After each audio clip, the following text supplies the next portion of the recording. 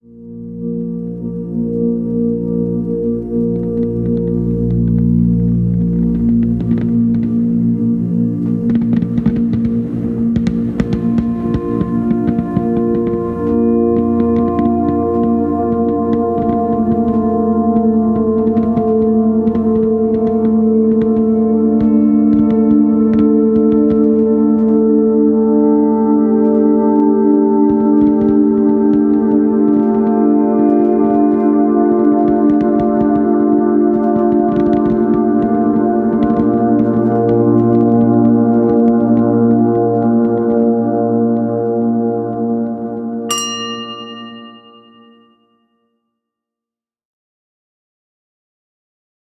folks, welcome to the Battles of the First World War podcast.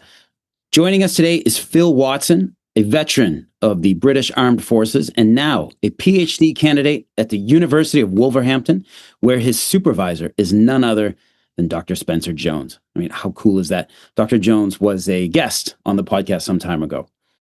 Phil joins us today to discuss British doctrine in the Great War, which he wrote about in 3 articles for the Western Front Association's Stand 2 journal. We will be referencing the 3 articles in our discussion today. Phil, thank you so much for coming on the podcast. Well, thanks for the invite. I'm really privileged. Thank you. So we'll start off. Could you tell us a bit about yourself and your background, and how did you become interested in the First World War and this particular question of British doctrinal development? Okay, let's try and jump to that in about 4 bits.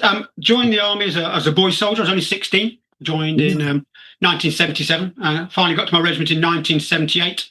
My regiment was a cavalry regiment, and its role was divisional reconnaissance, and that's what I've done all my life, or did all of my military career.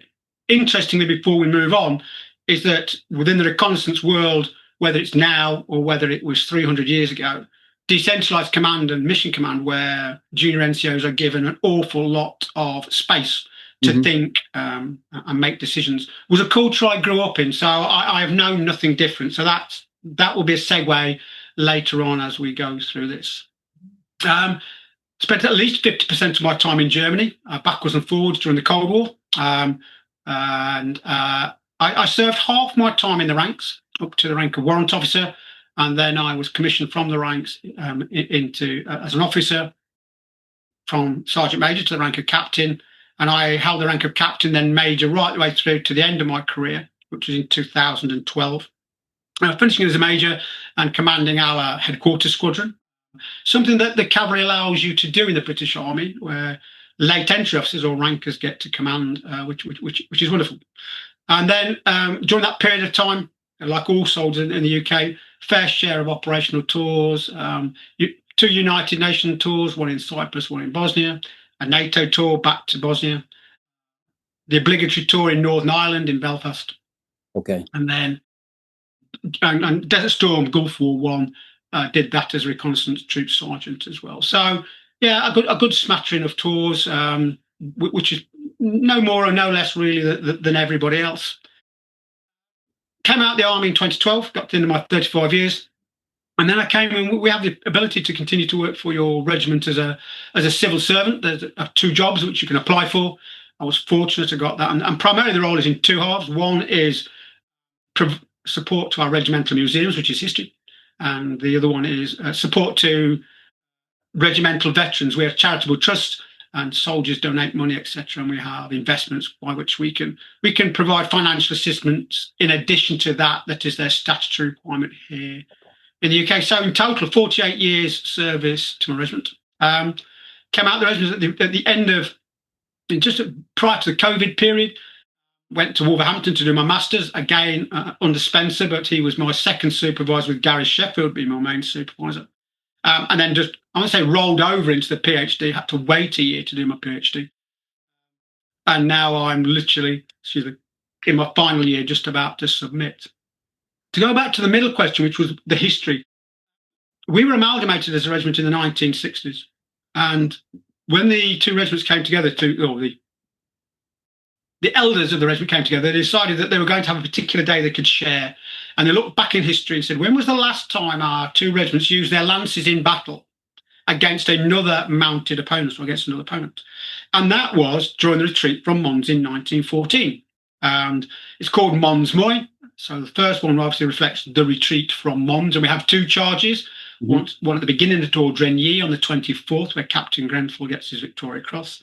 And then we have on the last day of the retreat from Mons, the last lance versus lance charge of the British Army at a place called Le Moncel. So that was the 9th Lancers.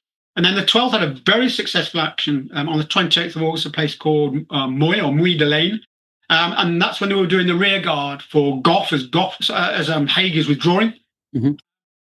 And it is a classic cavalry action, which is epitomised by the saying that it was peacetime training put into practice, and it was how to get things right first time. Where maybe if we look at Ordrenny, the first charge wasn't as successful as they might have thought. So I started my regimental history about 1995. I was asked to do a presentation on the regimental day.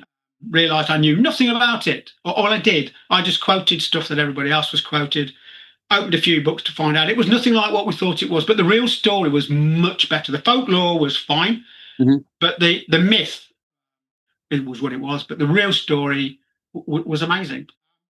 So slowly but surely, I was a regimental historian really for a significant period of time, not paid, just as by opportunity. And then when I came out, I was working at Home Headquarters. I just thought, well, I needed something to bring it all together. I was stuck in 14, knew a bit about 15 Eeps, knew a bit about Somme. So what I've done, and what I'm doing at the moment is I am very slowly inching my way forward to the end of the war. Doing an awful lot on Haig in 1916. Oddly, I've come slightly backwards because looking at the period of 1918, specifically around the point that things change. Here in the UK, we have a very Anglo-centric view. We call it the last 100 days. If you bring it back very slightly and start the clock from the point at which Foch becomes the Generalissimo, and then he is then commanding both the Americans, the French, the Belgians, and ourselves, to me, that seems to be a more holistic approach to it. So at the moment, I've got half of 16 and all of 17 to look at, and that's where we're at. I think the advantage of being a regimental historian is that if your regiment has an unbroken service from 1715, you have a thread of continuity. Yes. And I know you're an ex-military guy as well, but if you work on the assumption that you have an unbroken line, that if each generation is handing on its knowledge to each subsequent generation, you go on your courses, you get taught stuff. But actually, when you're on exercise and you're doing whatever you're doing in your tank, and I'm doing the same, actually, I'm just doing as my troop sergeant told me to do so. Later on, you learn why, but most of what you do is you learn on the job. Now, if you have an unbroken line of 300 years, that is a fantastic legacy, and you can look back and go, where did this start? And going back to the point of origin, I think, is something as a historian we ought to try and do just a little bit more often. So hopefully that brings you questions there. It might get a little bit about me, a little about history. Doctrine, just going to that, I'm blessed. My regiment every year had a study period called Exercise Steel Sabre, and we would stop for a week and we would go into the classroom. All of the crew commanders, and the crew commander is defined as anybody who commands a vehicle, so all the young officers, all the sergeants, and all the corporals. Well, in a recce regiment, we have 4 cars, 1 officer, 1 sergeant, 2 corporals. So 50% of our car commanders are corporals. So as corporals, we sat there and learnt doctrine along as everybody else. And like everything, you do it from young enough and then long enough, a bit sticks. And then the British decided it was going to formalise its doctrine. And we had quite a big push. Lots of presentations telling us about mission command. I was a corporal at the time, and we were all sort of sat at the back row like naughty schoolboys. And we just looked at each other and went, yeah, well, we already do that anyway. And then somebody had found mission command and they'd gone back to Auftrag Taktik. Well, if you're a reconnaissance car commander, that's your bread and butter anyway. All of a sudden, one day somebody gave it a name as far as we were concerned, and nothing more. Yeah. Oh, my God. So interesting. So fellow cavalrymen here, I was actually in a cavalry unit as well. It's kind of like a hunter killer concept. So we had the Bradleys with the tank. Yeah.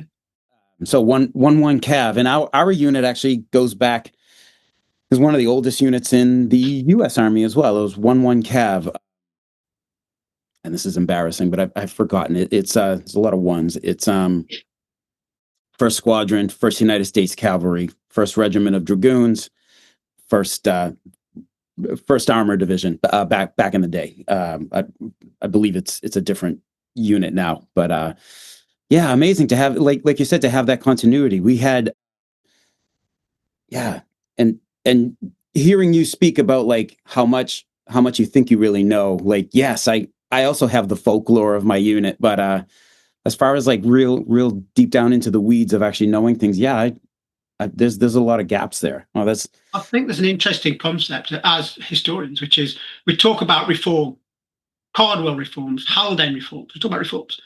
And reform seems to be this thing that the government imposes when things haven't gone as well as they should have done. And then we write reports, Elgin, Esher, Bartholomew. But what I think is overlooked because it's not visible, which is we evolve anyway. Every operational tour I've ever done, I'll tell you one thing: we were better when we came back. And then what you do, you look at each other, and I remember going on our third consecutive tour in the same squad with the same guys. We looked at each other and went, "We're all right, aren't we?" And went, "Yeah, we're sorted." Because even the bad ones, we knew how bad they were. So you just don't give them stuff to do. So that's how it is. Yes, no one's going to make the bad ones go away. You just stand him on a gate with a stick. So the absolute reality is I think for me, we were talking before we came on air, which is, how do you prove that continual evolution is not taking place? It's called military Darwinism, the quick and the dead, blah, blah, blah, whatever you want to call it. Is we've always done that. And then we get a report and then we get a reform, but we never consider that actually we're very self-critical. And if we're not very good, note to self, could do better next time, and we'll go away and we'll become better. So I think the invisible evolution is difficult for historians to track, but we know it exists, but neither of us can prove it particularly well. Yes. So going to move into the topic here of doctrine. Yeah. And I have here, the question is, I've got a quote here actually. So I was referencing an American primer on U.S. Army doctrine, and really interesting quote here from none other than J.F.C. Fuller, which I'm going to read here in full now. So, speaking of doctrine, the central idea of an army is known as its doctrine, which, to be sound, must be based on the principles of war, and which, to be effective, must be elastic enough to admit of mutation in accordance with change in circumstances. In its ultimate relationship to the human understanding, the central idea or doctrine is nothing else than common sense, that is, action adapted to circumstances. J.F.C. Fuller, The Foundations of the Science of War. So that actually, harps on a lot of stuff that we were just talking about. And when we go down, I hate the word semantic because I love words, but to it's called the Sans Doctrine debate, which is there's a chunk of history, or scholastic history, where there's a period of time where it was decided that the British Army went to war with no doctrine at all. Well, that's fine, we can come to that. But actually, it's almost based on the presence and absence of the word alone. I know people can't see this, but there's good old-fashioned field service regulations, the Red Book. Okay. And in the opening cover, it says, simple word is, it is by authority. Okay, by authority. At the end of the war, field service regulations get modified a few times, and there's lots of paper amendments and stuff, and then we have the SS publications. But then between the wars, we have a provisional copy with a blue paper folder, 1920. And in here, for the first time, the principles of war get listed, and now we're going to discuss that later on. So this is the madness of our history. If you're a World War II historian and you want to know what the British Army had learned after the war, you pick this one up because it's the first one after the war. And it says doctrine, so they take it as doctrine, and then they'll argue about Was it right? Was it wrong? And did they read it? The First World War historian, when he looks at the very first one from 1902, a very thin book, the command philosophy is the same in 1902, 1903, 1905, 1909, and 1914. But none of them say doctrine. So the absence of the word for many people has made them turn away. Hopefully, I've not come on here to be sort of controversial, but if you say that that isn't the doctrine and you put it off to one side, then it creates a vacuum, a space where you can talk about what should have happened. And academics love that. Okay, you create a vacuum, you deny something, and then you can pontificate forever about how and what it should be. But just suppose for a crazy minute, it is the doctrine and it's all in there, but you don't read it. It just means that all the answers to all the questions that everybody almost ever wanted to know, they're there, but you've got to read it. Now, back to what I call our military backgrounds, you're going to pick that up, you're going to read it and go, it's doctrine. Because you're reading it and you go, this is doctrine. So we see it as such. And I think for anybody with any military background, it is much easier for us to see. It's a very famous quip, which if it looks like a duck and it quacks, it's probably a duck. Mm-hmm. What I'd argue is, though, you need to know what a duck looks like. And we're pretty good at looking at ducks. So the first thing is that the semantic debate of whether it is or whether it isn't based on a word, it probably is the worst of all arguments.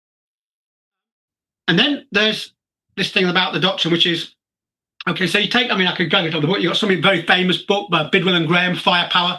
It's probably they don't mean to set the cattle stampeding, but they quote a man called General Langlois. He was a Frenchman who wrote in the British papers post-Boer War, and he writes twice. And he writes one quite critically and says, and he uses a thing called the Sands Doctrine debate. And everybody, a chunk of historians have used that. But Langlois writes later when he comes back after the chief of staff post being created and everything else has happened that's supposed to happen. And he turns out and says that very soon the British Army will be the best army in the world. But nobody quotes Langlois's second statement. Right. They do the first. But again, Bidwell and Bidwell and Graham, brilliant book. But when they talk about there is no doctrine, they're talking about, and this is where we need to help our non-military friends. They're talking about tactical artillery doctrine, not strategic doctrine, not cavalry doctrine, not infantry doctrine. So I made this up as a joke, really. So if you take strategic doctrine, operational doctrines, strategic, government, operational and tactical, there's probably 4 or 5 different levels of doctrine that you can come up with. And then let's just for the First World War go, well, there's only 3 at the beginning, is it? There's only cavalry, infantry and artillery. Flying Corps and aviation's in its infancy and there are no tanks, so you've only got 3. That actually, if you then take the command philosophy, which is how you apply the doctrine, which is either centralized or decentralized, if you're going to roll the dice and say there is no doctrine, there's it's about a 13-sided dice. So what do you mean? Do you mean that actually there was no tactical Flying Corps doctrine?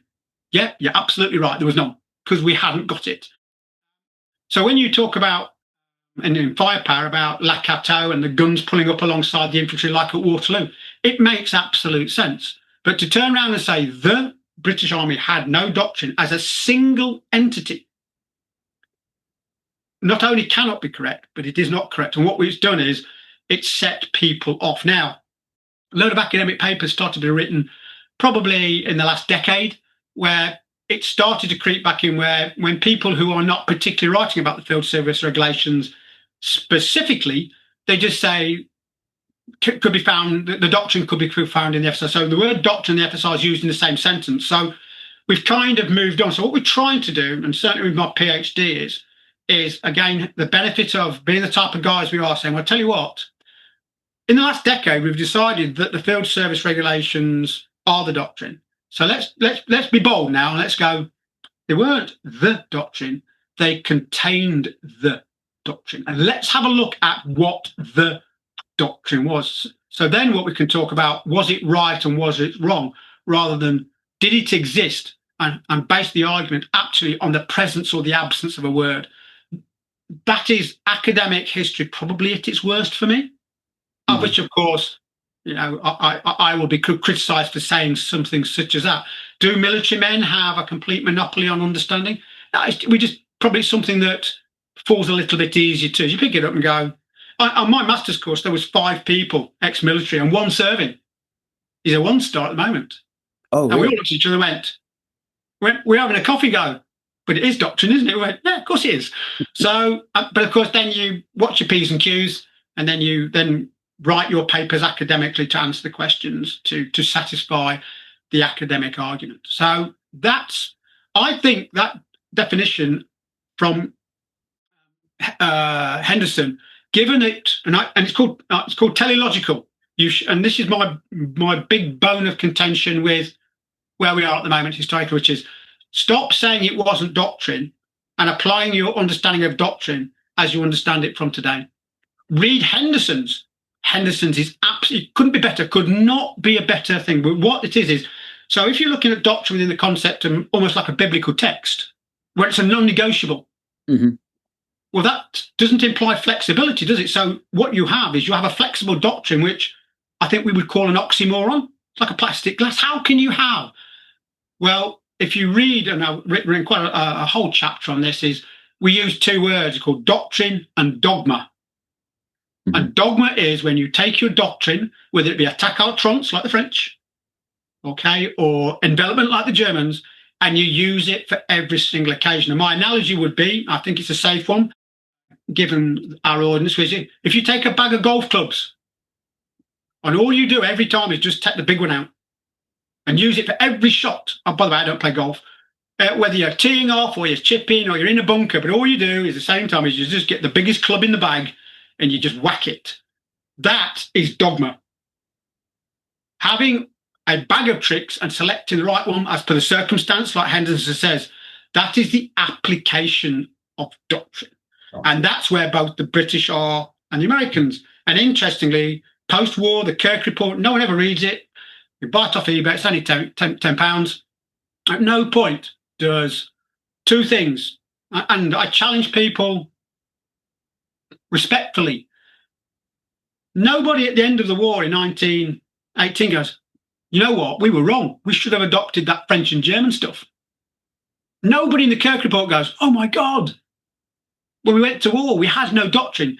That conversation on the docks at Southampton between Haig, Grierson, Allenby, et al., not one looked to the other and go, oh my God, what are we going to do? We've got no doctrine. That conversation does not take place. So right. If you take those 2 bookends of 1932 and the docks at Southampton, that I think the balance of proof now, when it comes to the absence of doctrine, it's about balance of proof and proving for those that still continue to believe that that is the case to say, well, what exactly do you mean and can you prove it? Because, of course, we now have evidence strongly to the contrary that it's not the case. Bill, before we get into Colonel George Henderson, something I've thought of in this talk of like, the British Army had no doctrine. I can see it in your eyes. I can see it. It's brilliant. I can see it. But that's what it's about, isn't it? But that's what it's about. The answer is now we're going to talk about doctrine. We're now not going to talk about its absence. That's what we're trying to do. Yeah. Well, pardon my ignorance here, but is this, the British Army had no doctrine? Is this some kind of offshoot of the whole lions leading donkeys talk? The answer is yes. I've got another presentation which on World War I TV, which we did with Paul Woodage, and he said exactly the same. He says it supports the narrative, doesn't it, of the British underdog, right? Being unprepared, and the greatest thing about being British is you can lose every battle as long as you don't lose the last one. It's a craziness. That the answer is. But the scary thing is if you then say, well, we did go to war with doctrine. And that sometimes it was less successful than other. But when you bear in mind, and we can say it now, that this was designed for a British expeditionary force of 100,000 men of 3 corps, not an army of 5 armies. Right. In a protracted European war to be used by Canadians, Americans, Australians, New Zealanders, and a conscript and a new army. This you had to use with underpinning knowledge. Well, when in 1914, getting on the boat, it was just fine. But of course, all of a sudden, they needed something more. That if to apply those principles of war, you had to have an underpinning knowledge and had previous operational experience. Then that's fine. Bearing in mind that that's how big it is. It goes in your pocket. Right.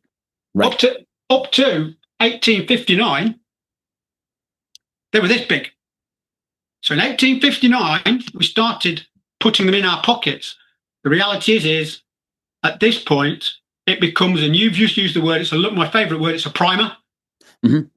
That's it. You open it and go, okay, memory jog, put it in my pocket, get on with the job. I just needed to remember what I needed to do, but it will not teach me. It will not teach me the underpinning knowledge behind it. Well, of course, if you're a conscript or a volunteer and you've come straight from the factories, even if you're blue collar or come from management, you're unlikely to have those skills. It's interesting the size of the British FSR, because the American FSR dated 1914. I have it on the shelf here somewhere. Yeah. Similar size, probably similar idea. Put it in your pocket, and later you get a thing called field service pocketbook, which every soldier carried.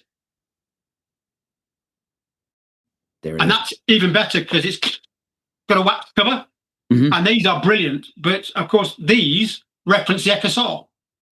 So I always talk about this, and we won't have time today. But everybody can see the books behind. Field service regulations is a compendium of works. The one that nobody can ever find, what's downstairs, is the staff manual war, and that is the one that sits above the FSR. FSR in the middle, and then all your specialty arms, infantry, cavalry, aviation, engineers, all these other books, they sit underneath. But when you read them, they both reference up and down by page, reference, and paragraph number. So they're not written in isolation at all. In fact, exactly the opposite. That even if you look at manoeuvre training 1911, it's referencing all the artillery. It's got the field army training, etc. You have to read them as a compendium and works. But of course, if you're an artilleryman, you don't. You're just reading the field service regulations, then Fat Part 1, Fat Part 2. So yeah, that's where we are. All right. So referencing the first of your three articles, Henderson and the Principles of War of the BEF. So just for folks who don't know, who was Colonel George Henderson, and how did his Principles of War evolve through his tenure at the Royal Military College in Sandhurst and the Staff College in Camberley? Okay. George Henderson died early. He was only 48. Towards the end of his life, I'll say a man of poor health. If we reverse his life, and he's known more than anything, known for being the intelligence officer during the Boer War under Kitchener and Roberts. Towards the end of the war, he becomes of poor health, and he's sent back to the UK initially to write the history of the Boer War. Starts that, doesn't complete it, but is given a job to rewrite infantry training, and it was going to be infantry training 1902. But he actually started writing an overarching publication, and they realised that in what became combined training 1902, that much of what he had written applied to everybody. So they separated. Simplistic here, I know it's much more complicated than this, but basically separated the two publications out in 1902, called Combined Training Provisional 1902, Infantry Training 1902. And they're both in the provisional form. But they were both commissioned by Roberts, who was obviously the commander-in-chief during the Boer War, and they predate Elgin and the Escher committees. That's important, because this is what I'm talking about, the army doing self-evolution, not waiting for reforms. And then we get the Elgin report, the Eschers and the Norfolk reports, and they do all of that stuff. Roberts had started this already with Henderson right at the end of the war. So let's look at Henderson himself. He started a very short period of time teaching at Sandhurst. Clearly, talents was recognised, and then he moved on to the Staff College at Camberley. I've got a colleague, a friend of mine, he works at the Staff College, and they've got a database. So I asked him for a data trawl. So if you take from the minute that Henderson is teaching, Henderson obviously then leaves to go to the Boer War. Spoiler alert, Henderson dies in 1903. That at the end of that period of time, that he writes a series of Principles of War. and it's in Woolley Robertson's file in the Little Heart. I was there the other week. I went to have a look at it again to get another photograph, and it's in its 6th edition in 1912. Okay, so this is Watson's Maths. So if we assume, and if you go now into the Henderson file, it's got all of his lectures from when he was the commandant at the Staff College, because that's the significance of 1912. Woolley Robertson's the commandant at the Staff College. If you go through his file, it's got all of his lectures, mostly of them geopolitical. They're exactly the type of lectures you'd expect the commandant to be making. He's not in the weeds. Henderson makes a couple of bold speeches each year, which you can find in the Army Review, which he talks about the field service regulations. And that's just neat because it ties it all in. But actually, one of the lectures, he actually lectures from Henderson's Science of War, which is amazing. Henderson's Science of War, just to explain for the listeners, it's a compendium of his essays. Got to be careful, because when Neil Malcolm put them together as the editor, they are not chronological.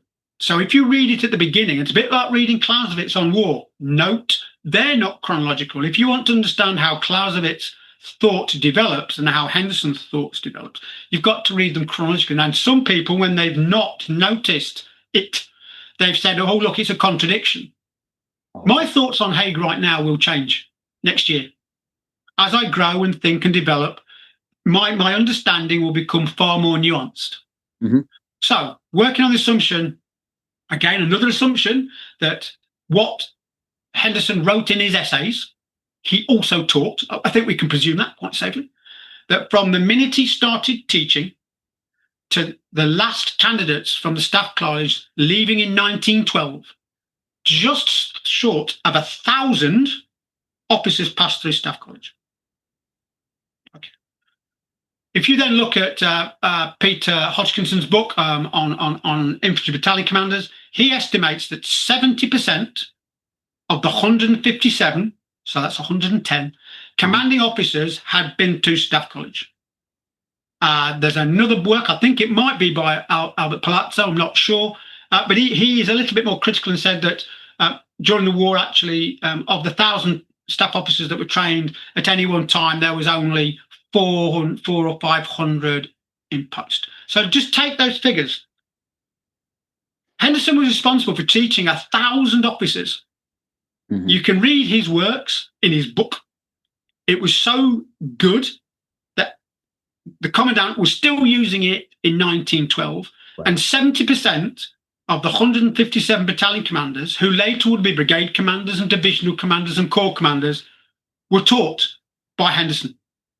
That is the level of his influence. And as Woolley Robertson says, nobody in the defeat of the Germans should be given more credit than Henderson for his influence on the British Army. So it's pretty huge. As you mentioned, but what Henderson, like most scholars, and I mean like most scholars, you go back and look at any of them that are writing in the British service journals, they're purists of the greatest book. They are massive purists. They want everybody to go to bed and sleep with a copy of On War under their bed and read it as they go to bed, and this consumes every minute of every day of their lives. It doesn't. But what they don't want to do, and there are quite a lot of debates during the staff officers conferences, which are the January of every year, about trying to produce a book of standard tactics for the British Army, and whether it's Smith Dorrien and Woolley Robertson and everybody whose names you would know, they're going, no, we don't want to do that, because we need these people to think for themselves. The very people who we want to think for themselves will just go, well, it says here in the book, so this is the way that we're going to do it, which, of course, is what the SS publications 143 and 135 do later on. But they are now debating this for a British expeditionary force of professional soldiers. And he says, on at least 4 different occasions, I don't like doing this, but I will. Here's a few principles. They may help you out. And if you take the sum total of his principles, all the principles he writes about over all the time, you can find in the field service regulations, and you can find in Moose Must that the American Army use today. They are no different. I think the point is you, and this is where you would not cross the line, because this is where you need space for academics to to contemplate. And that is, if you, and I've just done this for a British military digital magazine, is I can take one of the principles of war, which is concentration of mass at the decisive point. I can produce a unbroken line from today to Sun Tzu. Yeah. Okay. So if we then turn around and go, wow, this is the dichotomy, isn't it? Are they immutable? Have they never changed? Have they always been the same? Does each generation, are they learning from each other, or are they just discovering the same principles because they are never changing? I offer no solution. I'll leave that space for the academics to muse. But the absolute reality is of the 8 that you find, the full of rights for the first time, they're all in the text of the Field Service Regulations 1909, and they're all in the essays of Science of War. So for the purpose of our course, which is just looking at a legacy of Henderson from the pre-Boer War all the way through the interwar years to 1914 and beyond, the continuity is. They say, but what do you now do? What do you guys do? What do the Americans do? What you've got to do is you've got to then look at Henderson's work on Stonewall Jackson. Mm-hmm. There's a suggestion by my friend that the American understanding, Americans are really good because they do all the translations of Jemini's work well before the Brits do at West Point. And we use your books because we didn't translate them. Why? And this is something just to throw out there and just leave it hanging. Most British officers during that period of time's own French was good enough to read them in the original language. And that's why they can't read Clausewitz in German. And most British officers who read Clausewitz in the early days read Clausewitz translated into French, not in its original German. Okay. So if you have a look, I'm not sure, did I print it off? That if you want to, and the worst thing about Henderson is he doesn't footnote anything, but if you read the text of everybody that he mentions, that all of the ancients, whether it be Alexander or Caesar, then you come through Marlborough, through to Wellington, through to Napoleon, through to Archduke Charles, all the way through to Jemini and Clausewitz. They are mentioned. So the introduction to maybe a military structure that doesn't have the same longevity as the British thing, if you read Stonewall Jackson's work by Henderson alone, would have almost ground dumped a whole load of stuff. But what's interesting is a fantastic webpage written by Hugh Davies, and it's what set me off on my little journey, which was it was called "So Who Did Officers Read Before Clausewitz?" I don't know. You can't go to a military lecture in the world where somebody doesn't clang Clausewitz's name into it somewhere. Normally, to lean on their own ideas, isn't it? Go to Clausewitz, go to somebody notable, a Tim Travers or a Hugh Strawn, pick somebody notable and prop your argument against theirs because of their reputation. Mm-hmm. And that's what people will do with Napoleon, and that's what people will do with Wellington, and that's what people will do. But if you look, it's a brilliant piece of work done by somebody else. If I printed it off, and it was looking at George Patton, and it was looking at George Patton's library. People need to look at it later on. It's a guy, a man called Dietrich, and it's all about Patton's library. And Patton himself, on his book, he's got a book by a man called General Henry Lloyd. General Henry Lloyd was writing in the 1700s, and he is the very first person during the Enlightenment period who writes about the principles of war. Huh. So what you're able to do, and I think he's a guy from your side, a guy called, it'll come to me in a minute, doesn't matter. And he produces the library of Wellington and Napoleon. So if I can see your library from here, and I noticed you don't have a complete collection of the history of the First World War yet, but you're getting there. Our bookcases are fascinating, aren't they? So therefore, if you know what people are reading, you can't prove that they digested it or implemented it. But if we know that George Patton was reading General Henry Lloyd, who is the very first writer of concentration of mass at the decisive point, and General Henry Lloyd is cited by Jomini and Clausewitz. So it's what I call follow the breadcrumbs back until you can't go back any further. And that's trying to look for the origin. That if you say that all of these people, and this is where personality-based history comes from, which is if you say there is no doctrine, then success or failure is entirely built around the personality of the human being. And then we bring in the word genius, that he'd never read a book in his life, but it was amazing. But the answer is, even both Kitchener and Wellington, they went to and did their military learning. They went over to France to learn because there was nothing in Britain. So I think looking at the threads of knowledge and where people go back to is the commonality of thread. I'll say it doesn't matter who you read.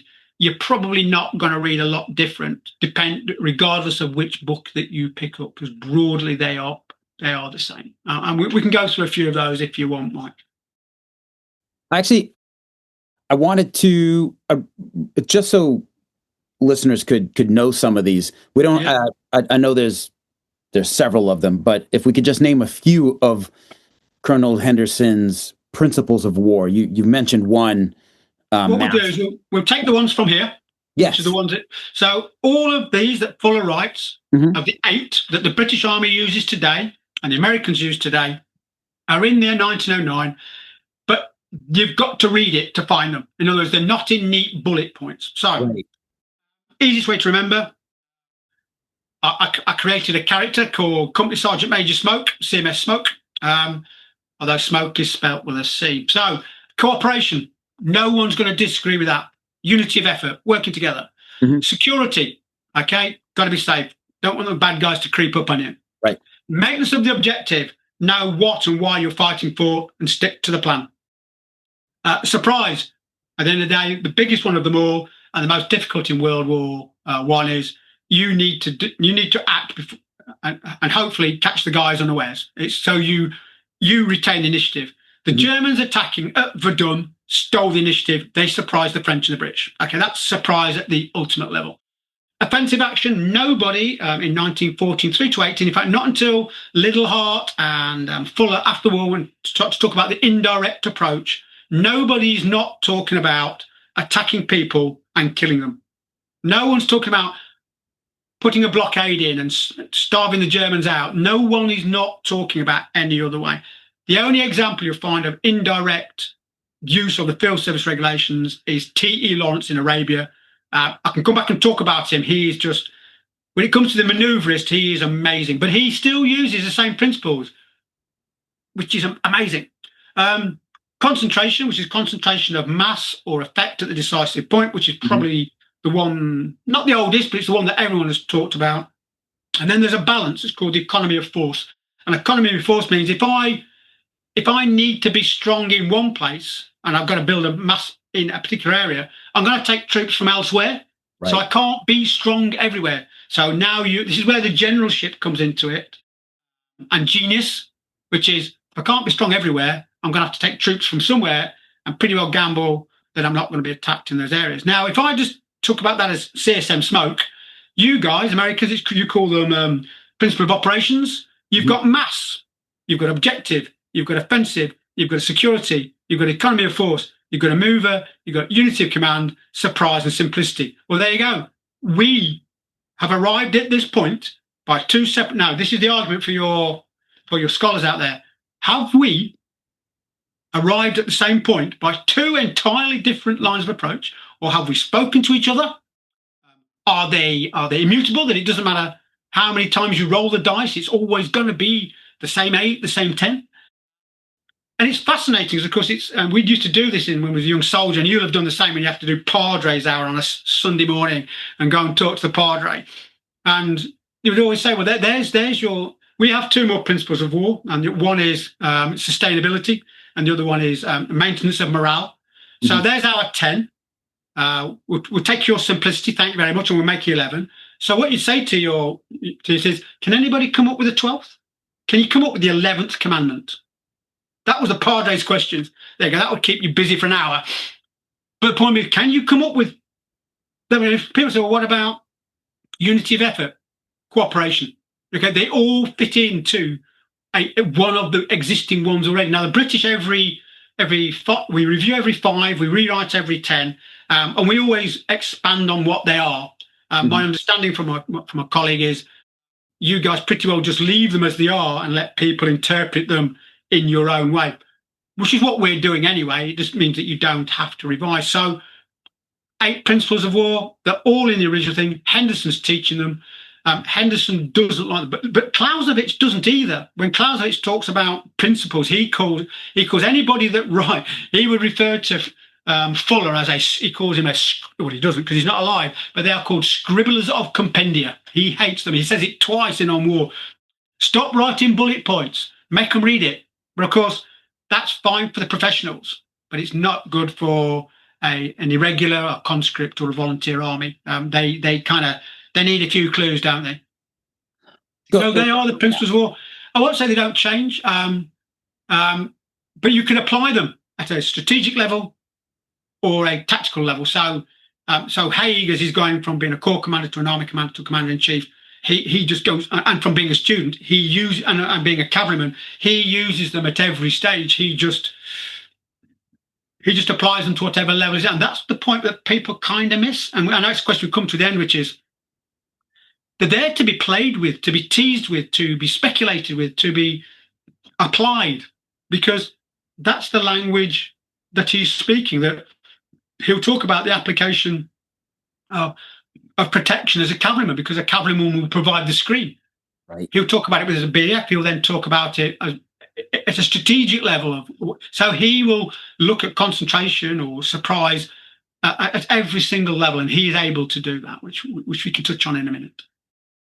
Yeah, actually, I mean, we've talked about my next questions that I had. Like Henderson didn't care for a list of tabulated principles, but you see the need for it though. Like post-war, where like, okay, we don't just have a professional army; we now have conscripts and irregulars who we need to teach them this stuff fast. Yeah. Reference this list. Yes, you need to go deeper afterwards. And we can see Henderson's legacy in clearly developing a doctrine for the British Army. If we can move onto Haig, actually, in your second article, Phil. So the second article is Haig Doctrine, Find, Fix, Strike, and Exploit. And I have to tell you, you just said a few minutes ago, what you think of Haig will change. And I came away changed in my opinion of Haig, because it's like now in the DNA that Haig, a bungler and a butcher, and I've read more and more and more that like he was trying to do the best with what he had and the knowledge that he had at the time. But I have to say, your articles, just as you said just a moment ago, he is referencing those principles of war all the time in his written work, and it's I came away like much more of a thinker than wow. Okay, that is from Bourne. Every principle and every mention of command philosophy. That's how many times, every minute of every day, in every word. That I produced this at a talk the other day, and somebody went, "That is a brilliant visual age." And that is how it is. It's the language that he speaks. Yeah. I've probably spent. Oh, sorry, just to go. I know we've got to keep an eye on time. I had a guy who called me out a bit on social media, like they do, like you guys do that. And he said it's his opinion. I said, well, is that your opinion based on a lifetime of study of the primary sources, or is that an opinion from a man, of an author that you've remembered, and it just already, and it seems to chime with your already beliefs that you already had? That's not historical research. That's karaoke. Yes, it's history karaoke. All you're doing is you're just singing the words of another person. Mm-hmm. I have stopped reading books on Haig. They're painful. They really are. I'm 65. My father lived to 85. I've got 20 good years left, and I don't propose to waste any more reading stuff that clearly people have already come to the party with a negative bias. Okay. That is called, my good friend Andy Locke He calls it the intellectualization of the donkeys debate. Take the donkeys debate, don't challenge it, and then come up with a load of reasons why it is that way scientifically. Mm-hmm. That's intellectualization of the donkey's narrative, which I thought was a lovely phrase, and I'm sticking with it. I like that. But hey, if you spend an awful lot of time reading his letters and his essays and his notebooks, you would have nothing but admiration for the man. You would understand not just his beliefs, the fact his relationship with his wife, that Haig, the man, is inside his words. And if anybody can come from a position of conspiracy, that from the minute he put the first pen to paper in 1896 at Staff College, he was situating his own history for the end of the war. Yeah, prove that one. That's just, right. I can't go there. Sorry, we don't have enough time. So you look at this thing, find, fix, strike, pursuit. For readers, there you go. Infantry drill 1896. That's where you find it. So the crazy thing is, it's before the Boer War. Mm-hmm. So, of course, most people see the Boer War, that we learned from the Boer War. What people don't realise is all the doctrine that we've written in the 1870s and 1880s, post-Crimea, we haven't put into practice. We've just watched the Prussians be really good at it. Mm-hmm. We change our doctrine, we do, through debate. We go from square and column and line to extended line and skirmishing. The first time we put that into practice is in the Boer War, and therefore that becomes our proving ground. Come back after the Boer War, some of it went well, some of it didn't, and we modified our tactical doctrine. Mm-hmm. The construct of fighting a battle since Napoleonic periods, which means the size of the army, which is an army of mass as opposed to something small, is. And Littleheart, I'll explain it simply, then Basil Littleheart has a really good analogy, which I think brings it home. You got to find your enemy, know where he is, and know what he's doing and what he consists of. Okay? Then you got to fix, you got to pin him to the ground. Right. So he can't move, and hopefully he can't reinforce. Okay? Then you got to strike, and you've got to hit him so hard, okay, that you destroy him physically and morally. Mm-hmm. And at the same time, that may fit, and that does fit into Rawlinson's bite and hold. You can get that in there, and it also fits into the wearing down battle, which obviously everybody talks about. The battle d'azur, which both Foch and Haig uses. And then the next one is called pursuit or exploit. Originally, that was done by the cavalry. And basically, you rout them, you run them off the battlefield, and you put them to the sword. Okay, and by doing that, and you have to kill them, otherwise they come back. Right. And we can think of all the conflicts that have happened in the last 20 years where the campaign has not been completed, and the bad guys come back. So this is Basil Littleheart, and he talks about it. It's a man in a darkened room. Like it's a black room, he doesn't know where, he can't see anything. And he's reaching out in front of him, looking for the bad guy. And that's his reconnaissance. And he's trying to find him. And as soon as he finds him, he grips him by the throat and holds him. Okay, and in the dark, from a direction he cannot see, he beats him with his other hand. And he beats him and he beats him and he beats him. Okay, and he doesn't stop until he's dead. Find, fix, strike, pursuit. That is the way that all battles have been constructed. Of course, for Haig, in the first part of the war, the finding part kind of is sort of done by French, really, in the BEF. That was the finding bit. And then the fixing, okay, and then the wearing down and the exploit. The exploit comes in the 100 days, okay? Mm-hmm. And that's, I know you're going to ask this question about, does he take something and retrospectively apply it? No, he is just applying the 4-phase battle to the war. That's all he's doing. He's not retrospectively engineering it because he can't think of any other way. But he does specifically say the reason he does it because he doesn't want people to learn unsound doctrines. There'd been nothing worse than the Brits and the Americans coming back from Desert Storm and completely changing what we did by the way of warfare off the back of one war. Right. Off the back of the First World War, off the back of the Boer War. Well, you've got to find, and it was in Tactica in the 80s, the Russian manual, which said, about Afghanistan, many lessons were learned, but not all were relevant. You've got to work out what the relevant lessons are. And that's where it comes from. Find, fix, strike, pursuit. It's no different. It hasn't changed. We still use the same. It's called the tactical framework. first written in 1896 and is still used today. And I know it's quite dangerous to say if we still use it today and it was in 1896, it kind of proves its legitimacy, but it kind of does in a sort of a way. So you say, well, there are some parts where we forget in the whole of the war that once they do the breakthrough and the break in, that's when the maneuver and the pursuit then comes. Because what we have is we have this period of the fix and the wearing down. Okay, which lasts 16 and 17. It lasts years, but the principles are there. And I don't think, if I felt for 1 minute we were stretching the point to make it fit, and therefore in doing so I would lose my credibility, I wouldn't do it. I absolutely do believe it was written in 1896. We still do it today.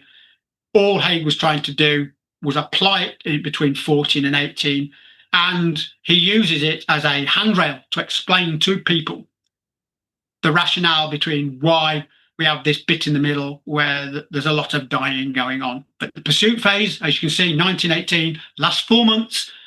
Okay, right. Keep going and going and going and going and until you put them to the sword and they surrender. So right. Is that about right there, is it, Mike? Yes. And for listeners, Phil was referencing my question that I was going to ask him, which was Field Marshal Haig's 1919 dispatch to the Army refers to the Field Service Regulation Principles. This was like a bit of a two-part question that I had for him. That was, how did Haig tie back to the FSR in his dispatch? And then my second question was like, had he applied a revisionist view by neatly fitting the entire war within the four main principles of war, which, you've already provided your... If I was disingenuous, and I don't aim to I don't position ever Haig in a negative light. I don't need to do that. Mm-hmm. We have enough of that. Mm-hmm. You remember when you used to get your appraisals when you were serving, and it'd go, Mike's a really good soldier, but... Yes. And the but kills it. The butt kills it. So the answer is we have enough of those, and I don't need to throw those in.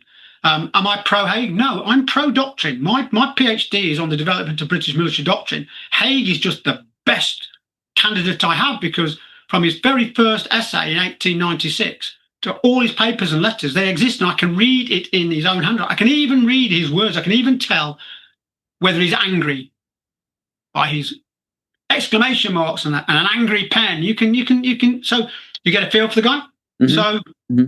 I would rather say, well, look, we've got a lot of Dennis Winter and that sort of stuff out there. We don't need any more. Right. Okay, if you want to read more of that, go and read some Tim Travers, go and read some Dennis Winter, go and read some De Groot. Go and do that, because you can do that. What we're saying is if we go back to saying, do you know what? There's another solution to this, which is this was the doctrine, and he used it every minute of every day. Yeah. And now go and have a look and go, why did he not? The only thing to mention is that you can trade off. And the big one, and it's something like, if you want to go back to Napoleon and Wellington, maybe, that this was man-o-man. They knew each other really well. It was, it's the same as Montgomery fighting Rommel. Montgomery knew that Rommel got to realise that Montgomery would always attack on a waxing moon. So the nights were getting longer. Mm-hmm. So he had to stop doing it. So he attacked on the night. So if you're opposite number, so Wellington knew that he could always get Napoleon to come out and bite. Yet Napoleon knew that Wellington would not come out until he was ready. So if you're playing man-o-man, then you need to do something that your opposition is not going to say. If you go to the Stonewall Jackson one, there's mm-hmm. that brilliant account in there of doing something that was completely against all the principles of war, and it's about, what is it? Can't read. It's about the guys crossing something like 800 meters of open ground. If you're going to do something that your enemy is not going to expect, because he always does an artillery bombardment before he attacks, the answer is you've got to do something different. And the big trade-off always is surprise. Yes. Right. Do you know something? Concentration of mass at the decisive point. It doesn't matter how hard I fight Mike Tyson. I'm not going to beat him. Right. And I might if I stick my two fingers in his eyes, and he won't be expecting that. Right. So, see what I mean? You've got to Exactly. be able to play with it. You've got to be able to play with it. That if you go early, and people say, and there's a very famous quote, and I can't think of which one, which is, but a genius knows that if he goes early, he may lose his baggage and leave it behind, which means he knows it's got to be a quick victory and he's got to do it the next day because the soldiers won't get fed otherwise. It's very Napoleon. I think it's Napoleon. But you need to know when you're going to do it. But if you know that you do the same thing over and over again, if you have a look at Kut at Mesopotamia, Townsend of Kut, as disastrous as that is, and he needs to be read within the context, he's a very good read, actually, not to be. You can find his book, My War, Mesopotamia, on archive. It's worth reading. And he says that he realizes when he fights again at Ctesiphon, he has to do something different because he's already used a set of tactics. And the set of tactics are directly from the field service regulations. And he kind of knows that the Turks are going to expect what he's going to do. So he does something different. So you're allowed to play with it in the same way as Haig plays with the 4 phases of the war. Right. You can do something different. You can do Right. something different. I'm thinking you're kind of trading off.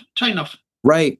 As far as unexpected, this popped into my head, and I apologize for referencing a TV series, but Band of Brothers, when the Americans brilliant series, brilliant series. The attack on Foy, the village of Foy in Belgium, when Lieutenant Spears, they need to get a message to the other Americans on the other side of the village, but of course the Germans are in the village, so the man runs right through the Germans. And the way it's portrayed is like you have the Germans, they're actually like looking at him like, what is he doing? And then he comes back and does it again. It's so shocking and out of the ordinary that it's successful. So he's really thinking out of the box there. And that's about application. It's about thinking. And that's why when you're measuring principles, and there are people, and I won't name check them, if you see the principles as rules, and I could list 2 or 3 academics that still peddle this today, is that if you see it as a rule, then it's a rule that is broken, not a principle that's applied. Application of rules is so much more, application of principles is significantly more different than the application of a doctrine that you always go left flanking, you always go right flanking, you always twos up, bags of smoke, and we go straight down the middle because that's what we do every time. Right. By the way, if you look at and if you look at some of the things, I mean, and going back to Desert Storm, I know you guys will have the same images. The convoys that were coming out of Kuwait City that were taken out by the A-10s, Murder Mile. Okay, that didn't continue. The war was called to an end after 100 hours, and the Republican Guard, which was the T-72s, were taken up onto the Euphrates, and they were held back, and therefore we end up. This is the two wars fought by the 2 Bushes, isn't it? That Bush 2 has to come back and finish what Bush 1 didn't, because we didn't exploit and pursue to the end because of the images that were happening on the media. Okay, we called a halt, but of course the power base was still retained, and they came back a second time. So I mean, that's very simplistic, and I know people will have different views on that, but that is an example of what happens when you don't put the enemy to the sword, and it's very difficult to do, obviously, in modern society, because. But ultimately, what will happen is, and it's very famous, is you can't have talks and negotiations while you're killing people. You've got to stop. Right. The chances are, whatever they've got, they will retain, and can be used for another day. So it's just as applicable today, I think, to be absolutely honest. Awesome. Okay, your third article, Douglas Haig and the Principles of War. So in your third article, well, I mean, you've already been talking a bit, but I'll put the question out here in case there's anything else you'd like to add. How do you show that Haig applied Henderson's principles? Right. I thought about this because I thought it's at the end, and I'll talk far too much, and we'll run out of time. So let's take Loos. Okay, Loos. Sure. 25th, 26th of September 1915. Okay, a bit of a spoiler alert. That first of all, that we know that there's a problem with the reserves. Okay. Park that off to one side. Why does Haig need the GHQ reserve? Because he doesn't have one of his own. He has no army reserve. He has no corps reserve. He's only got divisional reserve. Why? Because he simply doesn't have enough soldiers of his own to do the job. So to get the concentration of mass, he uses everything he's got, okay? All on black to win, okay? That's what he's doing. And then he turns around to GHQ and says, but I do need your GHQ reserve. Now, up to this point, the GHQ reserve had never been released. Never. The pantomime of who's to blame, there's a very good book coming out through the Great War Group, which I'll let you read later. Nigel Atter's article is, there's a brilliant smoking gun, you're going to love it. But the absolute reality is there's a reason. Nobody ever says, why did he need the reserve? Because he hadn't got one of his own, because he needed a concentration of everything that he had. Then if you go to surprise, okay, his concentration, he has an issue, doesn't he? He doesn't have enough artillery.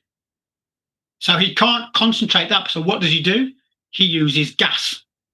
So it's a concentration of an effect. Okay, but to make it work, it's like one shot.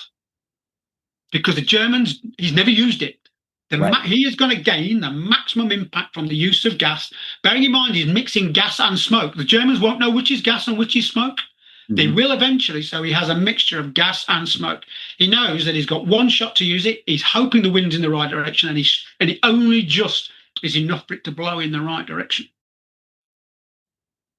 He loses an element of surprise because the time for the attack of Loos was dictated by the French. He doesn't get to go pick his own time, so he loses the ability of his own choice. The only surprise he's got is he's going to use gas. He's going to use it for the first time, and he knows that the Germans have got a very rudimentary gas hood, not a proper respirator, and he is hoping that the impact on their morale will be such that he can exploit. Right. So you could find, fix, strike, but they all come together. So in that one example of Loos, you've got concentration of force, you've got concentration of effect, you've got surprise, and you've got the exploitation phase. You can do all of this all of the time. If you go to the beginning of the war, Haig, strategically thinking, he doesn't think the BF's big enough, and he also thinks that the BF needed to arrive with the French at the same time, and we're late. We are late, and we're 30% on demand. And 62% of our soldiers were civilians yesterday. Haig says, he just suggests that, look, maybe we ought to wait to mass the sum total of the whole of the empire so we can be a concentrated force. And if you have a look, actually in that fond dispatch, which I know you've referenced, he says that at no point in the whole of the war do we ever harness the whole of the power of the empire. You imagine if it had been different, that you take the Americans, the New Zealanders, the Canadians, the Indians, ourselves, and the sum total of the maximum number of men, and you put them on the battlefield with all the ammunition that you need. But that never, ever happens because it grows and it's piecemeal and things are taken away and they end up in Palestine and Mesopotamia and wherever. But he actually talks about concentration of mass on the 4th and 5th of August before he even goes to war, saying, I think we might have missed our opportunity. Do you think it might be best to wait? And he writes a letter to Kitchener, he writes a letter to Howlett, and he writes a letter to Haldane and Kitchener. He says, not quite sure. Maybe we've missed the boat. Maybe we ought to wait now. So he talks about that. And then at the very end, he says exactly the same. At no point on the concentration of mass at a decisive point did we ever find what you would call the Schwerpunkt. We never did it because we never massed it all in one place, and we just spread it so thin that we were lucky to achieve what we did. So Haig applies and thinks about it pretty well most of the time. And later on, there's a little bit of an operation going on before Loos. Canadians have arrived, not been there very long. Alderson, and he submits an operation order, and he sends it back, and he says, he says, you got too many troops concentrated in a too small a front. So that's economy of force. He then says there's a gap between the Indians and the Middle Brigade. You need to speak to them to coordinate your efforts, cooperation all the time. And then he gets one back and he sends it back and says, what happened to maneuver? What are you going to do when you get through? Right. So if you take one that everybody knows, is the Somme. If you know Moltke and no plan survives first contact, so who cares what happens 5 minutes after the song started. Was the plan a good plan? That's all he can plan. And then his subordinates deliver his plan. That's Rawlinson and Pulteney. That's who's delivering his plan. Mhm. So if he is going to put Rawlinson, his most experienced army commander, Fourth Army, and then he's going to take Pulteney, his most experienced corps commander, and then at Albert, and he's going to point them up the road to Bepin. And then behind Albert, he's going to situate a whole cavalry under Gough, who is known to be a bit of a thruster, and maybe he's realised at this stage that Rawlinson might not, he might not see it through. They'd say, well, at the end of the day, the whole point of putting the cavalry up that road was exploitation. And it was positioned at the beginning of the plan. You can't have, it's a bit like the reserves at Lewes. If your exploitation asset is not in the right place, then you can't use it. So, and Haig talks about this. He writes a paper in 1909, and he says leadership at the higher level leadership, it is the role of the commander to foresee. It is not the role of the commander to fight the battle. That is his subordinates and his chief of staff. So all Haig can go is, best case probability, picking my A team, okay, and my cavalry and sticking it there. And there's a road that goes from there to there based on his plan, his very first plan as the commander-in-chief in 1916 against what he'd learned at Neuve-Chapelle, at Westerburg, okay, and Loos. That against what he knew, it was a very sound and good plan. You can argue, why didn't it? Then you look at the subordinates and say, did the subordinates deliver the plan as intended? That's the conversation that we should have. But that whole exploitation phase with the cavalry and Gough behind Albert, he was planning to exploit. So people view this and go, yeah, but that's because Haig was always optimistic. Okay, one old soldier to another old soldier. I don't want to go to war with a man who's not planning to win. We're planning to win. Right, I'm coming out of this alive. No, and I'm going to live, and it'll be you that dies. No, we know that. It's the other guy that dies. We know all of that. So this is me and you. But of course, Rawlinson is a tactical thinker, so he bites and holds. Mm-hmm. Haig is the strategic thinker. He's thinking, if I am successful, what happens next? So it's a bit like, I don't know, do you guys play snooker or billiards? Mm-hmm.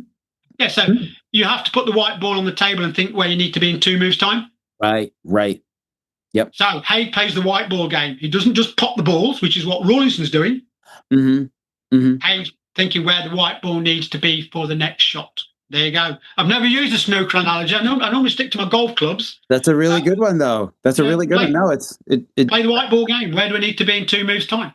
Yeah, and that is just as you said. That is his role as the commander, right? That's his job. Rawlinson is out there doing the finding and the fixing, and Haig is thinking exploitation afterwards. And that's why Rawlinson comes back, and that's why Haig says, I think we can do far better than that. That's not what he wants him to do. And Haig gets around this, and you notice that Haig, after every meeting, he has conferences. There's one conference just before Loos, 53 people, of which 38 are generals. He makes sure, we call it commander's intent. He makes sure that everybody knows. There's a very famous one. It's World War II. It's the British and the Americans in Italy, and they're down on the Amalfi Coast. And I think we've got the Americans going one side of the Apennines, and we're going to the other side of the Apennines. And the American gets, I can't remember the gentleman's name, and he gets all of his officers, all the subunit commanders, right down to company and squadron level. And he goes, I'll see you on the Po. Every single human being knew this was the way we were going, and the River Po in the north was the objective. And it didn't matter then if no other orders were ever issued. Every commander knew what was inside the commander's head. Haig is very good at doing that. And if he gets this occasional kickback from Rawlinson, it covers it at the next conference, and it's in the minutes, and it's written by Butler or Kiggle or whoever, and it clearly says, no, this is what we are doing. This is the big picture. But of course, that's what you need to fight. You need to be. That is the job. That is the job of the commander in chief. You don't want them thinking small. They need to think big, and that's why Foch is good, and that's why Joffre is good. They are big picture guys. They're not the tactical thinkers. And it's your ability to grow and develop. And of course, if you look and say, well, what happens if Haig had been replaced by somebody? Who did we have at that stage? And I don't know. I mean, people will throw a name in. You had to have somebody who had got what my boss used to say, brain the size of a planet. They've got to be able to juggle all this stuff, right, all of the time in their heads simultaneously. Writes the plans, he marks them, he sends them back, he goes on the rise in the afternoon, he visits his units. He every single evening when he's the commander-in-chief, he's hosting somebody for dinner, whether it's a politician from Britain or somebody from the French delegation, or when the Americans arrive, he's hosting them. And then he goes to bed and he still finds time to write home to his wife. Yes. His day's just mind-blowing. I mean, obviously it wears him down, but his absolute commitment and his capacity for work is mind-boggling. Absolutely mind-blowing. I mean, somebody's done a very good presentation on the Western Front Association. They picked one day in 1970, one day in Haig's life, and they clearly picked a day which is a particularly busy day. But this isn't a guy sat in the chateau kicking back. No, he was always frequently meeting diplomats and other generals and everything. Yes, I've read about that a lot. This has been fascinating. I've loved it. I have. It's been great to speak to you, Mike, because normally I'm presenting, which means I'm script driven, and I'm like you. I can see you looking at your clock. But it is a question for your audience, and maybe we just leave it for them to come back, which is chateau generals. Why? Why were chateaus the place of choice for headquarters? Question mark. Answers on a $10 bill. Oh, I like it. There's a reason, because we never ask the question, why did Haig not have a reserve? There are reasons for this, and this is where we shoot the donkey people, which is there are reasons for all of this. There are reasons for all of this, and it's the same. We ask the same questions. I did one the other evening. If the cavalry are redundant in 1918, why did the British Army not mechanise till 1928, 10 years later? And they all look and go, I don't know. I said, well, you've just told us barbed wire, gas, trenches. That was the demise, and the cavalry was redundant before we even went to war. Okay, we were still converting 2 regiments to tanks. Okay, 1 in the first year of the Second World War. It took us 5 conversions, and the first 2 regiments we amalgamated were only to armoured cars. It wasn't even to tanks.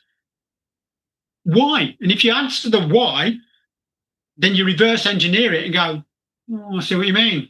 So the cavalry was the only, and military terms is cavalry was the only means of exploitation that Haig had. Tanks aren't fast enough, aren't enough aeroplanes. What is his only thing that can move at 30 miles an hour at pace? Cavalry. Horses. Yep. But if you read it backwards, it makes no sense. If you read it forward, it makes sense. And of course, in the last 4 months, of course, and even in Palestine, when you've got the space and the movement it's not, and tanks are available in Palestine as well, and so is aviation, but they are not what's doing the routing, is it? It's the cavalry. This is so interesting, Phil, because I remember reading about the Somme and Rawlinson's plan, and then reading that Haig had extended Rawlinson's plan further out, which to me was like, well, that's why this thing failed, because the objectives were too they were too ambitious. And but now, hearing this, like, it just makes me rethink everything. Like, maybe that is something that needs to be looked at again from this different light of like, well, Haig is applying these principles of war. Like, this is his job. He is supposed to think ambitious and big. Like, you look at the bit you're talking about, which is the movement part, movement to mobility. You look at the bad guys, and you're probably going to attack in a place where you're looking at the roads and the communications and the railways behind, thinking, where's he going to bring his troops from? How's he going to reinforce himself? And hopefully you're going to pick a place in the middle of nowhere because you can't get his troops there quick enough.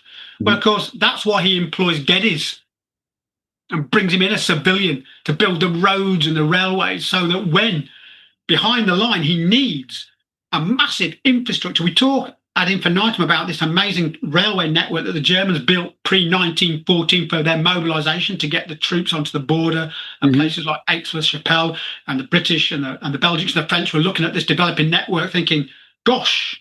And if you look in Hugh Strawn's book, to arms. One of the only maps in there is a rail network, because all of a sudden you're now talking about trains and thinking, well, it's only small railways and big railways that now enables you to move troops en masse at speed, right, to have them where you want.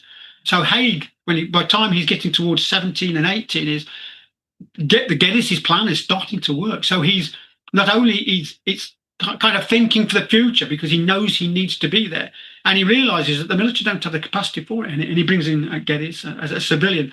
And what does he do? And there's a whole bit that he gets some message back that there's a problem with some spares and stuff for the lorries. Mm-hmm. And he joins the dots up in his own head. He goes, but without the lorries, I can't build my railways. Yes. I need the railways, but without the lorries, can't build railways. And so he said, the lorries aren't important. So no, I know the lorries aren't important because I can't move many troops with lorries, but they do move the supplies for building my railways, and it's the railways I need. So he is the ability to look beyond. And when people do then finally look at the incredible breakthroughs and the uses of the tanks in the various places, we still have to remind people that whether the tanks went through with or without artillery barrages, whether they went with or without infantry, all of those different scenarios that play out. But at the end of the day, who did the final exploitation? It was still horses. So, and this is not me trying to be cavalry centric. I say in every presentation, I will never ever seek to elevate the cavalry beyond the position that it was. But it would be kind of neat just to stick it where it should be, okay, which is not some obsolete, anarchic throwback from the medieval period. That is clearly not the case.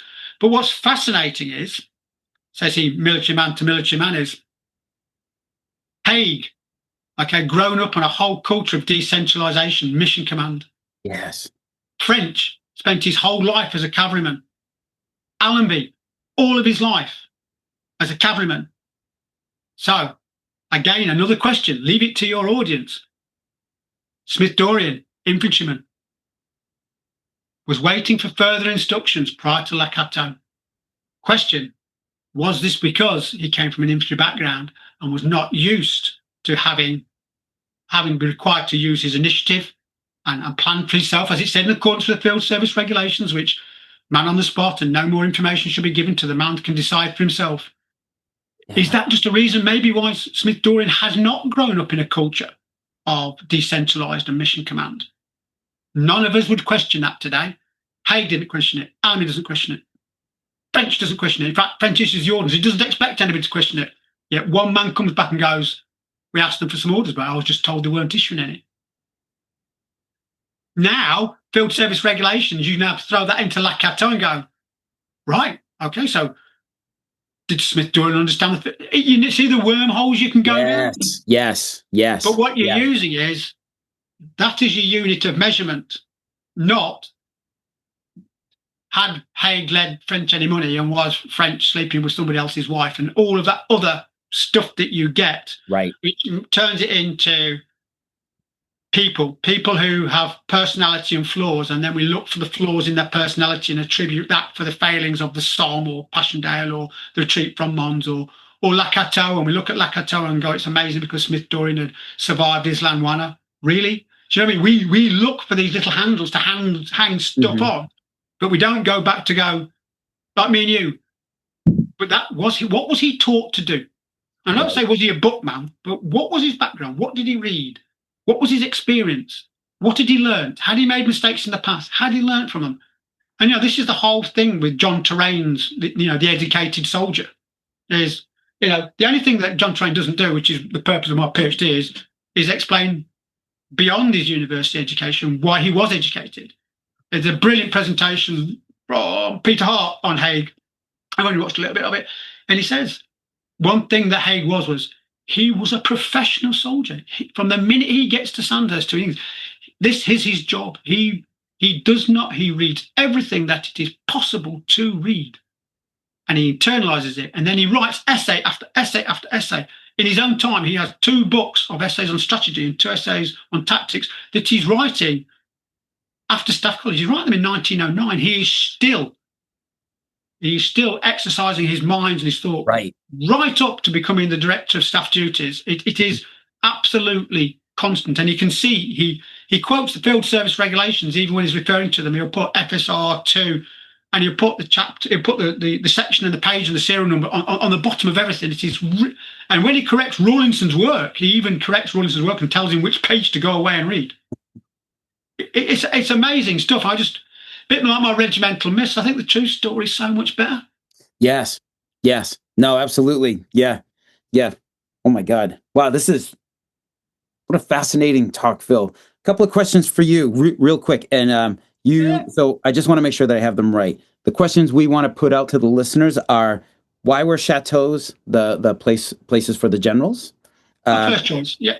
And were commanders not used to using initiative? Like in the case of Smith, I mean, you can remember back in your day that it didn't matter whatever the policy was in your regiment, the different commanding officer, different OC commanders. Some would give you loads of space and loads of rope, and some would be a little bit tighter hold. So therefore, I knew how far I could put my neck out by knowing how far my boss had got my back. Mm-hmm. Some of the work we did out in the Balkans as a sergeant major, my boss gave me more space. It scared everybody to death. He said, "Well, we worked together before. He's bloke for the job. Are you sure? Yeah, he's just fine." But I've been with other people where you think, "Oh, I'm not going to do anything here because I know if I get it wrong, they're going to chop you." Right. So, although it's policy, and it's the same in everything we do, that if you then go and say decentralized command then becomes a doctrine that's applied to such a degree it becomes a dogma, it has to have a flexibility within it. That, say, for instance, you're an OC and you've got 4 company commanders and you've got one who's really old in the tooth and he knows his stuff. And then you've got a couple of guys who've maybe done a tour, and then you've got a brand new guy. You can't be everywhere all of the time. You're going to issue your orders. Okay, you know the guy that's done this repeatedly, he's going to go out the door, and you're not even going to go and check on it because you know he's sorted. Right. You're going to the other two guys think, okay, I think they're okay, but the new guy that's just arrived, I'm going to go and spend some time with him. In fact, what I'm going to do is I'm going to go and get his troop sergeant in as well. I'm going to have a bit of a chat about this.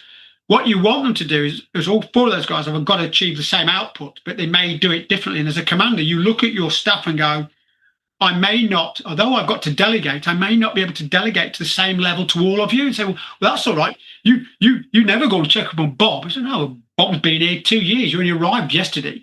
Right. I'm not interfering. It's called control, and I'm here to help you. So you then become their mentor.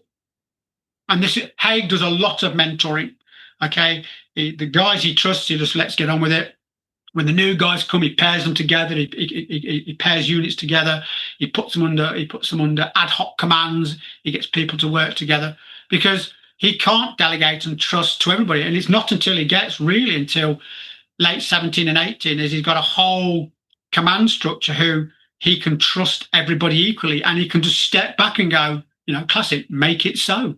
And they're able to do so because they've now been in post long enough to have learned their own trade and skills and craft, and he doesn't have to sit there and constantly correct their homework. I'm just looking today, I've just got to February 1916. It's a lovely one because it's Henry Wilson, so we know it's not going to end well. And he's gone back to Rawlinson, and there's this gap where Rawlinson's ghosting for Monroe, where Monroe's coming back from Gallipoli.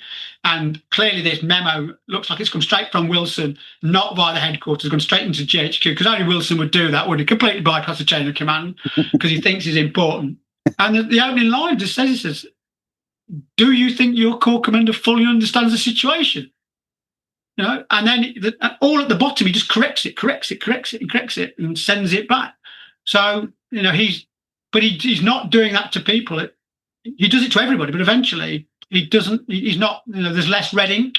Mm-hmm. Mm-hmm. Because people now get to know, there's nothing worse than having your homework marked and sent back and say, show again. And Rawlinson, the man that gets probably the most is Wilcox Indians. Until, of course, Wilcox himself stands down himself and says, do you not trust me anymore? The answer is, sort of, but you keep putting operation orders.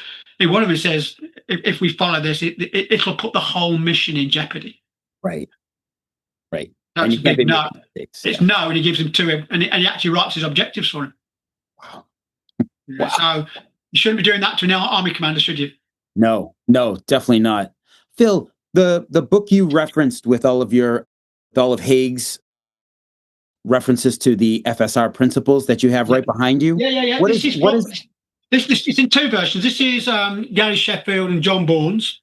Okay. Yeah, it comes in paperback and it comes in hardback. They've sold enough of books at the moment so that you can get this for free on archive.org, although it's on a borrow. You can't download it, but you can word search it. So to flick through and look for those principles, it is relatively easy to do. There are, like anything, this reflects a man's lifetime, and it's even if you removed John's and Gary's words, it doesn't matter if you can take it or leave it. But of course, there are gaps. So if you take, for instance, between the 1st of January and the 1st of July, they themselves don't see that period of time as significance. But it is. The work by Robert Blake and the work by Dewar and the work by Borison, all of those, and even Duff Cooper, they're all on archive.org. The plus is that, and I can see what your readers might say, which is this is all from his handwritten works. So, and then of course he types up his work later, or his wife does, and there are some retrospective entries. The retrospective entries, for me, are not relevant. I put them in. Why isn't it relevant? Because they're only relevant if you think there's a conspiracy theory that at the end of the war, he rewrote his diaries for a purpose. Right, we've both been operations. You've been responsible for writing up your unit account of a day. You've also gone home to your ISO or your Coromek or your tent, and you've written to your wife in the evenings. Okay. The correspondence that you write, and also you may have kept a diary, you will have 3 different accounts of that day. Okay. Your letter to your wife will be benign, and you're not going to tell them what a shit day you've had any more than the fact is you nearly died. You're not going to tell your missus that. Okay. In the war diary, okay, you're going to put everything that you have to, but the fact is that maybe we got lost and threw a track. I might leave that bit out. Likewise, I might be like Haig and Smith-Dorrien and Royston, you might be writing diaries for the benefit of the king.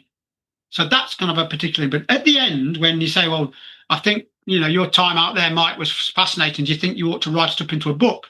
You will pull all of those sources together. Right. All of them together. And if your wife is writing your memoir for you, which I won't say she sort of was, but it's clearly, I believe, from the narratives of the various diaries, it was intended to be a memoir in the end. I get that feel because the prose changes because you don't want an awful lot of detail. Okay, it skips across. It's an easy read. So if you believe that at the end of the war that Haig was completely rewriting everything to get his own view of history across, then of course that would support your conspiracy narrative. I don't come from there. I am perfectly happy to accept. Bear in mind that most people's diaries were written many years after the war. Haig is writing them at the time. That if you're going to then say, well, actually, this is retrospective because the amount of time has passed and now we call post-event rationalization, then you have to do that to every single memoir. You have to do that to Smith-Dorrien. He's the last to write. You have to apply that to the official history. He's still writing that in 1938. Do you know what I mean? That if you're saying that a passage of time precludes it from being legitimate, then what you're doing is for every single biography and diary, you have to apply the same magic. You cannot just apply it to Haig because it supports your conspiracy theory. Right. And I'm not from that. I mean, I don't think it particularly. If he puts in brackets and he adds the name, he does. In the original diary, it says, the divisional commanders under Plumer were not fit to hold their commands. But actually, later on, he just puts in brackets their names. So, to me, I find that useful, and I don't see that as as being as detracting from the validity of the narrative. I don't. There's been plenty of work already written to show how close they are to each other. So hopefully the donkeys thing's gone away. But there are other works, and the advantage of reading people like the early works is they're quoting from letters and diaries. And it happens with French as well, by the way. With French, with his son, is some of the ink has faded so much you can't read it anymore. Mm-hmm. So when they wrote their diaries, when they wrote their works in 1928, etc., they could read it. So it's hugely useful to compare something that's already written and go, oh, right, I can see what that word is now because you can't read it. Right. But Borison could, Dewar could, Blake could, Duff Cooper could. They could read it then. So I think there is merit in using all of them together. Mm-hmm. I do.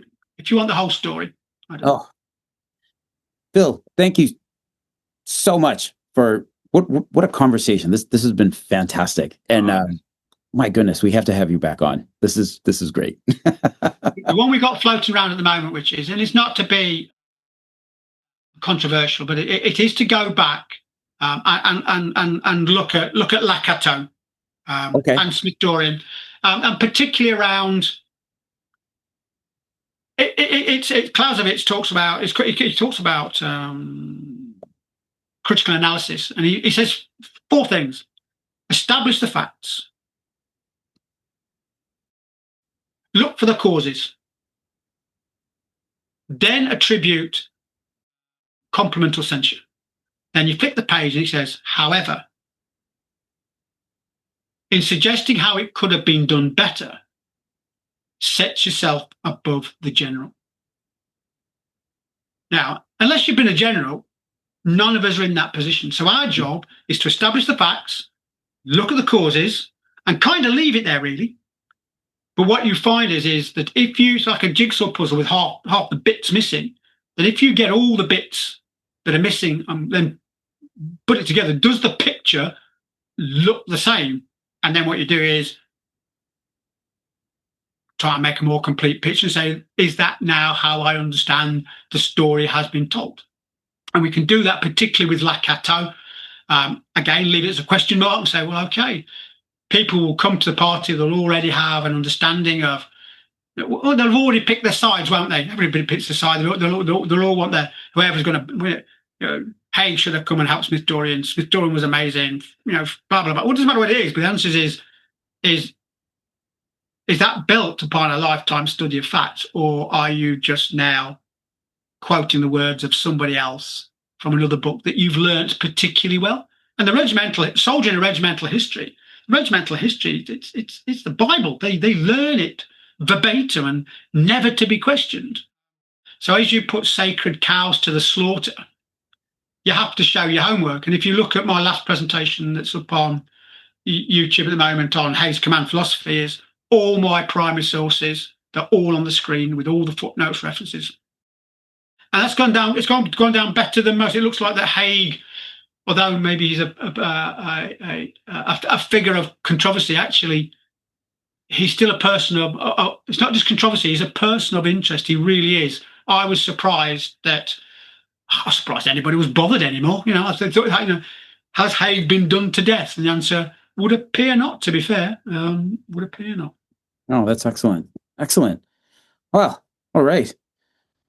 Well, we will we'll talk about Lake Chateau at some point. And God, thank you so much for coming on. And you mentioned earlier that you are near the very close to the point of submitting your PhD. I have it complete now. Then it goes to Spencer. And then I'll probably do my viva at the end of the year. So as far as I'm concerned, unless Spencer tells me otherwise, and he's received each chapter as they've been written, so they've kind of been signed off. So it's now sort of, does it read from beginning to end? And it is the development of British military doctrine, 1870 to 1918, and its application by Douglas Haig.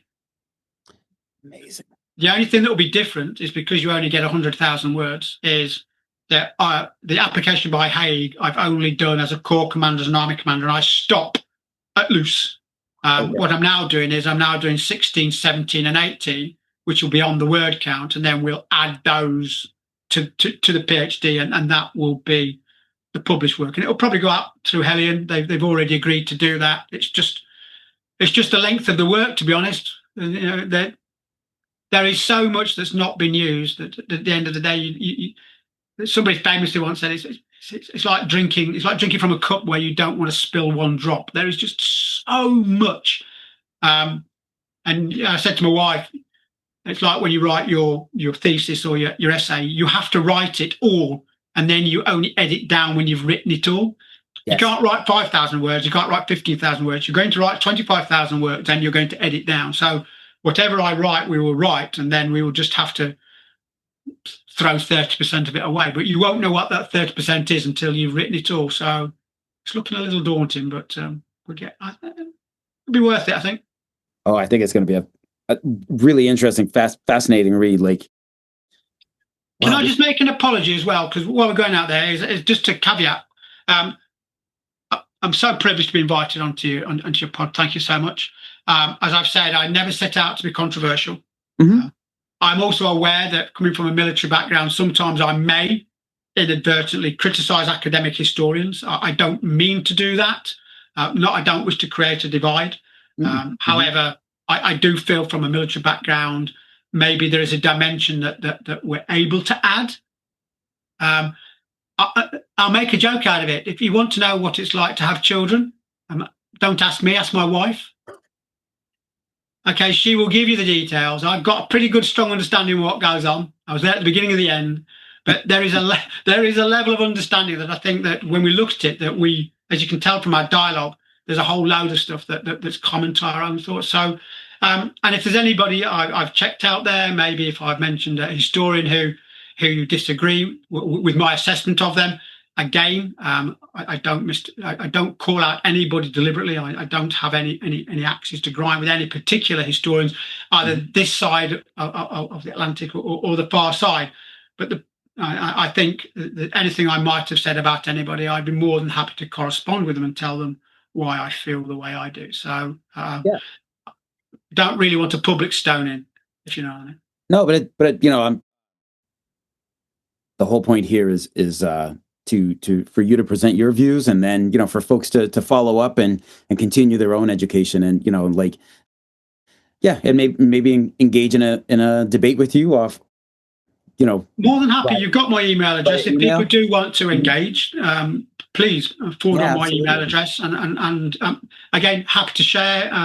Got lots of stuff. If people want particular references, if you can't be bothered to read all the way through the Field Service Regulations, you want to know what passages you can find the 8 principles, or you want to know what page references to find the fine, fix, and strike, just email me, and I'll send it over on a Word document. More than happy to share. Oh, awesome. I'll do the digging for you. I'll do the heavy digging. All right.